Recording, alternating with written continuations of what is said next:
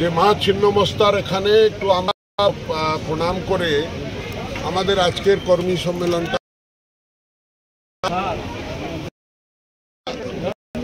প্রথম একটা আছে, তো মা ছিন্নমস্তার কাছ থেকে আশীর্বাদ নেওয়া হলো, ওনাকে প্রার্থনা করে যাতে শান্তিপূর্ণ পরিবেশে ইলেকশনটা হয়। যাদের মত দেওয়ার অধিকার আছে, অর্থাৎ ভোট দেওয়ার অধিকার আছে, সেটা তাদের প্রাপ্য সংবিধানের তত্ত্বাবধানে।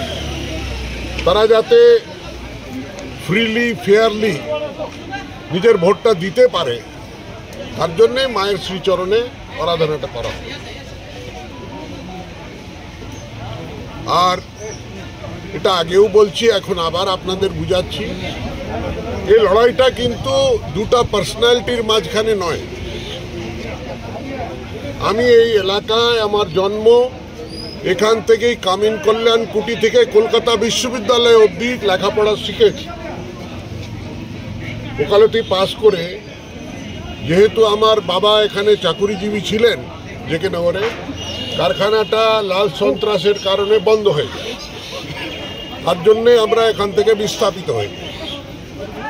চাকুরির ক্ষেত্রে বাবাকে অন্য জায়গায় যেতে হয়, আমি তার সন্তান, আমাকেও সঙ্গে যেতে হয়।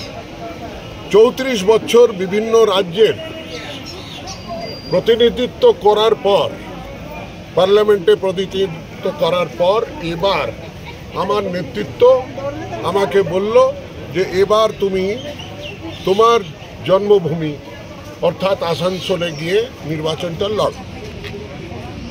ওনার নির্দেশে আর লক্ষ লক্ষ মানুষের আহ্বানে আমি আপনাদের এখানে এসেছি। এই লড়াইটা কিন্তু দুটা ইন্ডিভিজুয়ালের নয়, যে এস আলুওয়ালিয়া অ্যান্ড শত্রুঘ্ন সিনহা বা জাহানারা খান, এটা তাদের মধ্যে লড়াই নয়। লড়াইটা হচ্ছে বিচারধারা। একদিকে আছে সবকা সাথ, সবকা বিকাশ, সবকা বিশ্বাস, মোদিজির new India, vibrant India, dynamic India, economically developed India আর বিকশিত ভারত, সেই কল্পনার চিন্তার একদিকে বিচারধারা, আরেকদিকে বিচারধারা হচ্ছে তুষ্টিকরণের রাজনীতি, কাটমানির রাজনীতি, নারীর ধর্ষণের রাজনীতি, নারীকে বিদেশে পাচার করার রাজনীতি, আর খুন, দখল, জমি দখল, মাটি দখল, ঘর দখল, ওই রাজনীতি। এই দুইটা আছে যে কি এই অধিকারটা কেন্দ্র সরকারের জন্য প্রধানমন্ত্রী দেশের কে হবে, ওর জন্যই ভোট। জেনারেল ইলেকশন একটা রাষ্ট্রীয় পর্বের,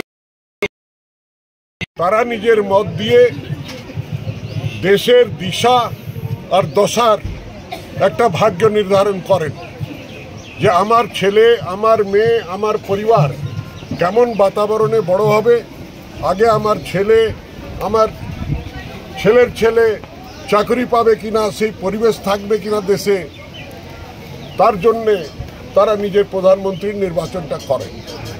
তো তার মধ্যে তার প্রতিনিধি রূপে এক একটা এমপিকে পাঠানো হয়। 543 জন এমপি দরকার হয় একটা পার্লামেন্ট গঠনের জন্য। তার মধ্যে আমরা অলরেডি আমাদের সরকার আছে গত 10 বছর ধরে, আর এবার তৃতীয়বার ভারতীয় জনতা পার্টি একাই 370 সিট জিতবে, আর এনডিএ মিলে 400 পার করবে। এটাই একটা সংকল্প নিয়ে কন্যাকুমারী থেকে কাশ্মীর আর কচ্ছ থেকে কোহিমা অবধি জনগণ জেগে উঠেছে যে अब की बार